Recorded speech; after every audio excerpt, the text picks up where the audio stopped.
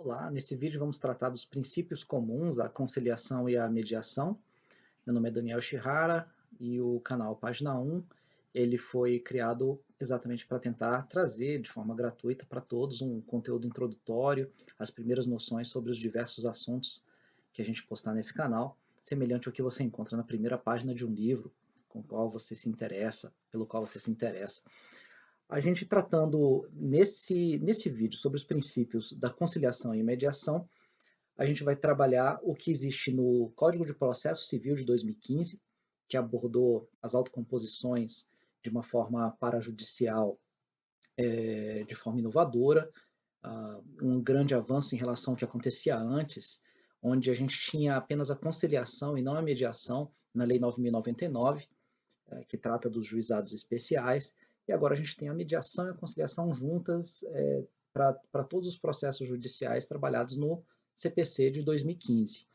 Esse avanço trouxe regras próprias, claro que para mediação a gente também tem uma lei própria da mediação que foi posterior, e aí isso a gente vai abordar num outro vídeo, tratando mais especificamente de mediação, mas os princípios comuns a gente já traz pelo CPC de 2015 e a gente acrescenta também com que a doutrina já trabalhava antes do CPC de 2015 e que ainda trabalha, o CPC ainda não conseguiu abordar todos os princípios, não que ele necessite, né, mencionar expressamente todos os princípios, mas a gente também acrescenta nesse vídeo o que a doutrina trouxe que o CPC não tinha, não ainda tem.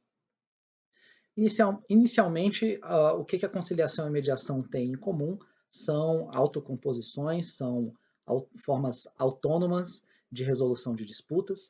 Se você não sabe o que significa uma autocomposição em comparação com uma autotutela ou com uma heterocomposição, então temos um outro vídeo explicando sobre isso, vou colocar um card aqui em cima, é só clicar nele, você acessa um outro vídeo rápido, página 1 sobre esse assunto. E a gente já vai direto aqui para os princípios no nosso CPC de 2015. No nosso CPC de 2015, temos 7 princípios como um todo.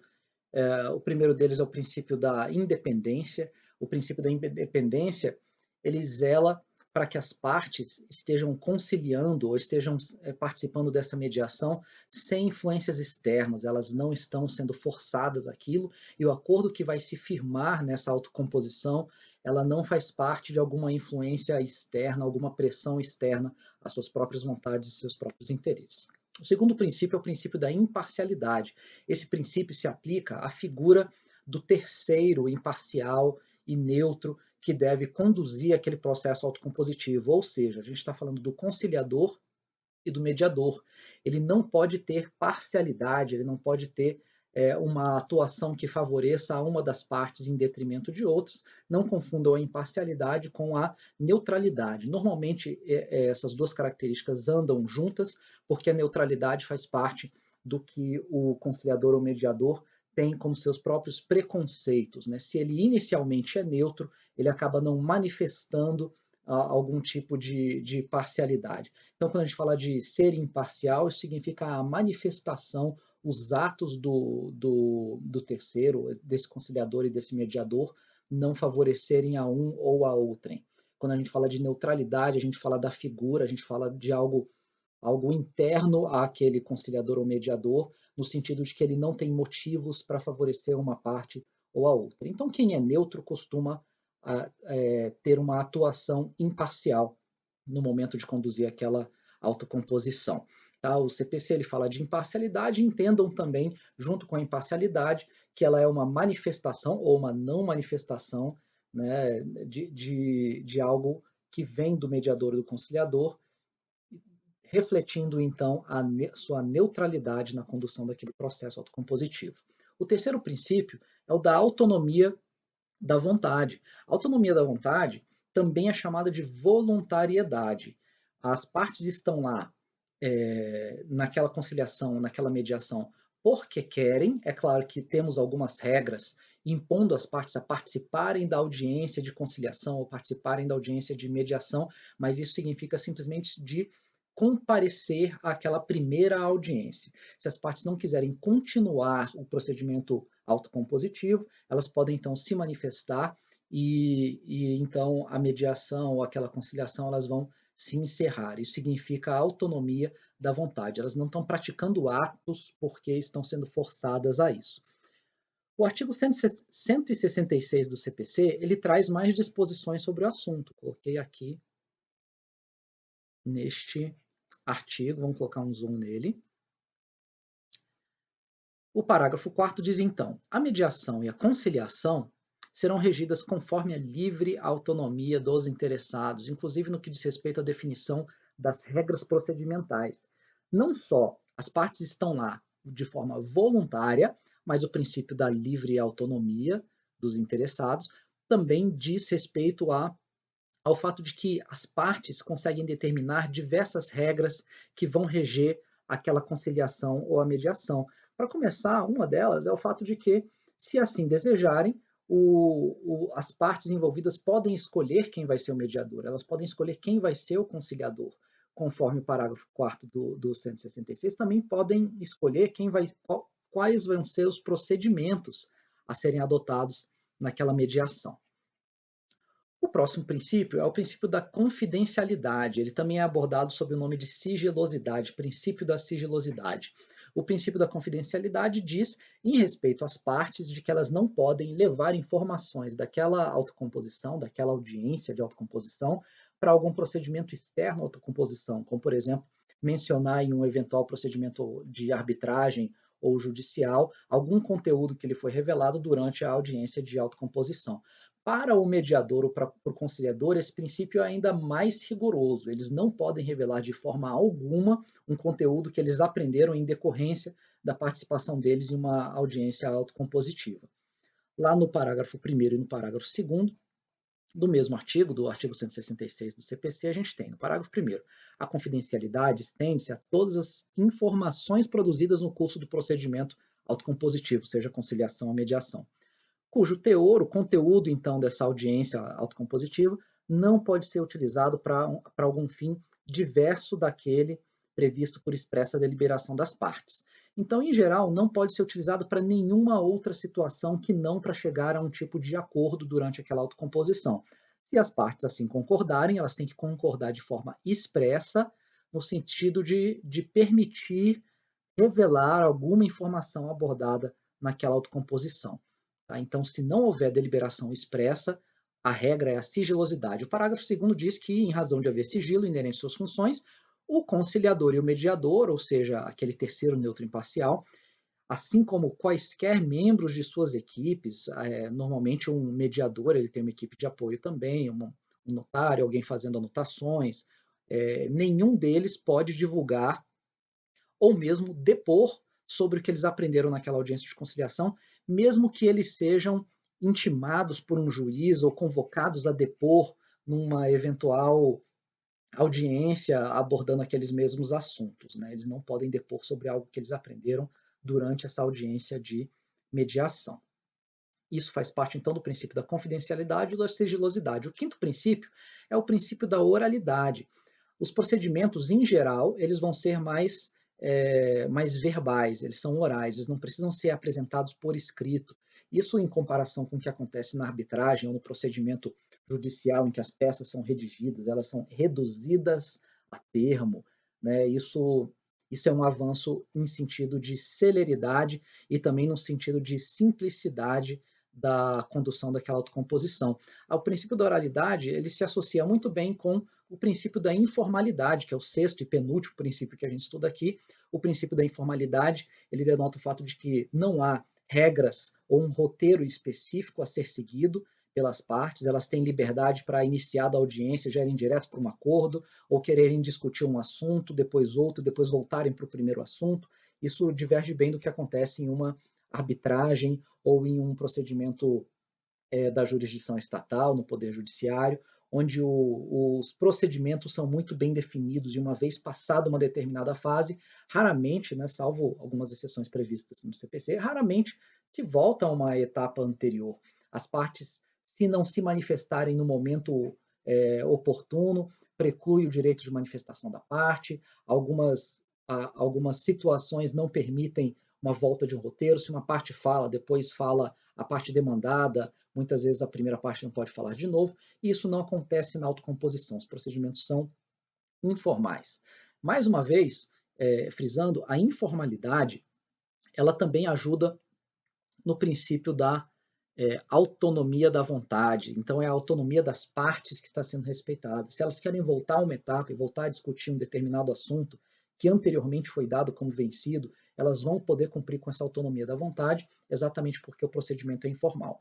Quando a gente junta o princípio da oralidade com o princípio da informalidade, a gente alcança um princípio doutrinário, não foi assim abordado no CPC, mas a doutrina chama de princípio da simplicidade. Então, quando é mais verbal, mais célere, a gente tem a oralidade, e quando a gente não precisa seguir um roteiro pré-definido, as partes podem definir quais são as etapas que elas querem seguir, aí disso a gente vai chamar de princípio da informalidade, em comparação com o que acontece no Poder Judiciário, que é altamente formal, ou o que acontece na arbitragem, que geralmente é deformalizado, né? Tem formalidades a menos, mas não chega a ser informal, como uma autocomposição, a exemplo da mediação ou da conciliação. O último princípio é o princípio da decisão informada. Esse princípio ele zela para que as partes tenham consciência de o que está sendo discutido, ou seja, consciência de que o que é a autocomposição, quais são as responsabilidades dela em relação ao acordo que vai ser formado naquela autocomposição, se elas querem formar ou não esse acordo, elas também são informadas, no sentido de que, se não desejarem, não precisa ter acordo. Ninguém ali é forçado a fechar algum acordo, isso faz parte também do princípio da autonomia da vontade. A decisão informada também diz que elas não precisam se prender a uma eventual opinião do conciliador ou mediador. Muitas vezes as partes acham que a opinião do mediador ou do conciliador é pró um lado ou pró outro, e se por acaso elas assim encontrarem, assim elas imaginarem que ele deixou entender que uma das partes tem razão e outra não, elas são, mais uma vez pela decisão informada, são explicadas sobre as funções do mediador e do conciliador, no sentido de que eles são completamente imparciais, o segundo princípio que a gente estudou aqui. Então, basicamente, o que a decisão informada diz é que as partes têm total controle sobre todas as informações do que acontece naquela autocomposição e, chegando a um acordo, assim o fazem por livre autonomia de suas próprias vontades. Elas também sabem que não precisam deixar de falar algo que elas acham que é importante ou voltar a alguma etapa se assim julgarem importante para fechar algum acordo. Isso faz parte da informalidade. E também que não precisam reduzir algo a termo, apresentar algo por escrito, levar uma documentação extensa em homenagem ao princípio da oralidade. As partes também são informadas de que elas podem revelar informações de forma livre se elas acham que essas informações vão ajudar a chegar em um acordo. Por quê? Porque todas as informações reveladas no procedimento autocompositivo são informações confidenciais. Tá? Então, com isso, a gente faz um fecho em relação aos 7 princípios que estão presentes no CPC de 2015. A próxima etapa é acrescentar a esses princípios aqueles que são apontados pela doutrina. Temos 5 que são, sim, relacionados aos 7 princípios que tem no CPC, porém o CPC não abordou de forma tão específica como aqui. O primeiro deles que eu trago para vocês é o princípio da dignidade humana. Porque a autocomposição, em detrimento das heterocomposições, como a arbitragem e a jurisdição estatal, aí mais uma vez, se você não lembra a diferença da autocomposição para a heterocomposição, dá uma olhada no videozinho, vou colocar o card aqui em cima, que explica essa diferença. Mas o princípio da dignidade humana, ele zela pelo resgate do indivíduo como responsável e como protagonista da solução daquele conflito que ele está vivendo.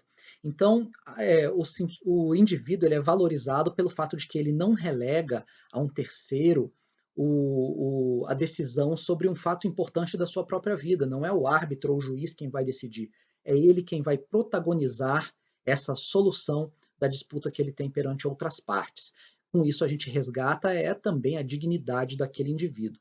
A, o princípio da dignidade humana também valoriza a noção de justiça do próprio indivíduo, em detrimento da noção de justiça que pode vir de um advogado ou de um juiz ou de um árbitro decidindo aquela causa. Então, se a parte acha aquilo justo, se a lei não proíbe, a parte então pode livremente entrar em acordos sobre o conteúdo daquela lide, o conteúdo daquela disputa que ela está tendo com terceiros.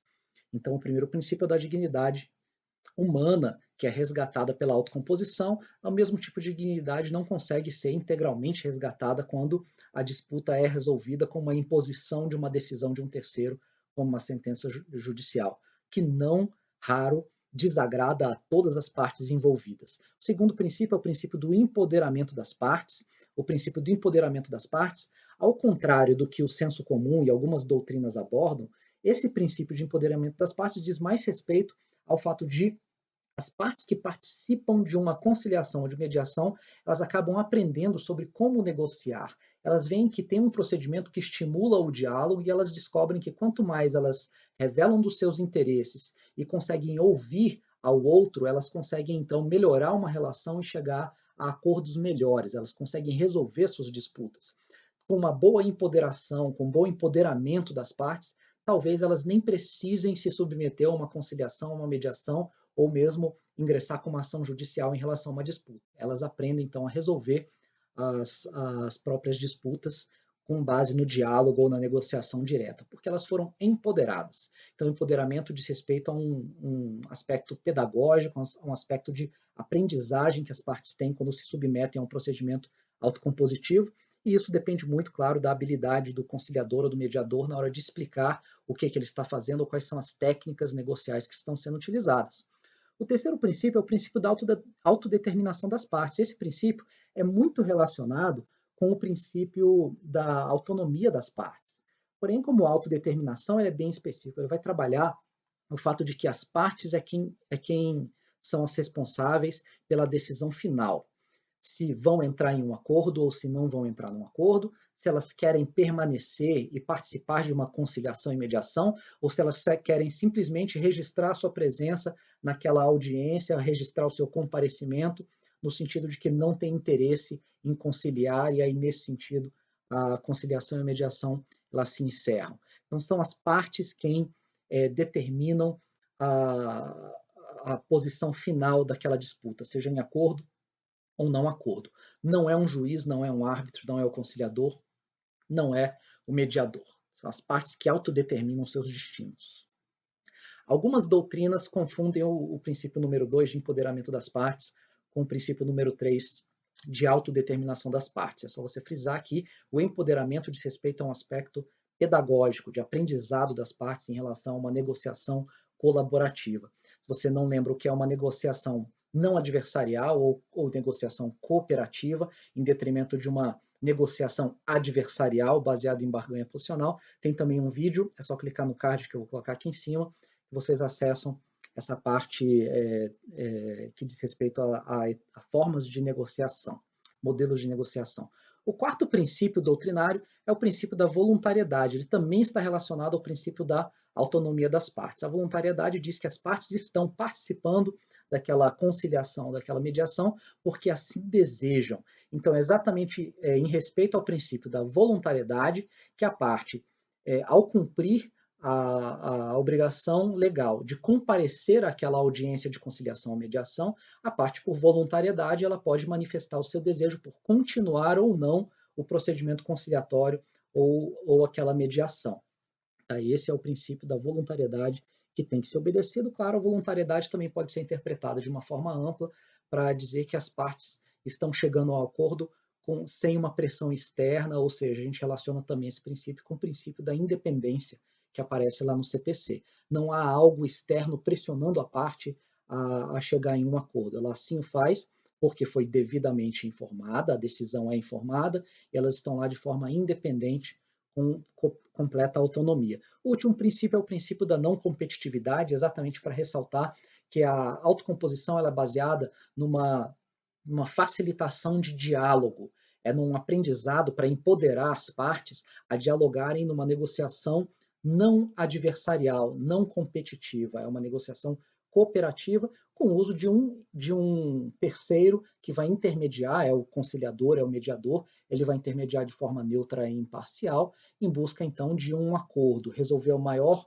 maior quantidade de interesses das partes quanto possível. Tá? Esse é o princípio da não competitividade em comparação com o que acontece numa arbitragem ou num procedimento judicial, em que normalmente as manifestações das partes estimulam a adversariedade. O depoimento de uma das partes tende a ser radicalmente contrário ao depoimento das outras partes, e com isso a relação social que fica como uma questão de fundo a essa disputa acaba se agravando. As partes, em vez de restabelecer a sua situação social, acabam agravando a imagem que uma tem em relação à outra. Com isso, a gente não consegue alcançar a validação necessária, né, a compreensão e a empatia necessárias para um acordo que vai gerar uma relação futura mais, mais pacífica entre aquelas partes envolvidas na autocomposição. Para saber sobre as dimensões da autocomposição e quais são as dimensões que ela resolve, como, por exemplo, a eficientista ou a que eu mencionei, a função social, temos um outro vídeo nesse canal Página 1, é só clicar no card que eu vou inserir aqui em cima, e aí você também vai entender a importância de a autocomposição ser trabalhada sob uma ótica não competitiva, né? Assim a gente resolve mais parcelas ou, na linguagem técnica, mais dimensões da disputa na sociedade. Esse é o conteúdo sobre princípios na conciliação e na mediação, sob a ótica do que existe no CPC e na doutrina. Em um vídeo posterior, vocês vão ver também o que existe em relação específica à mediação, já que ela tem uma lei própria. O canal Página 1, ele traz aqui um resumo, o que você encontraria na primeira página de um livro que trabalhasse esse assunto. E é isso que temos para conciliação e mediação. Vejam também os próximos vídeos. Obrigado.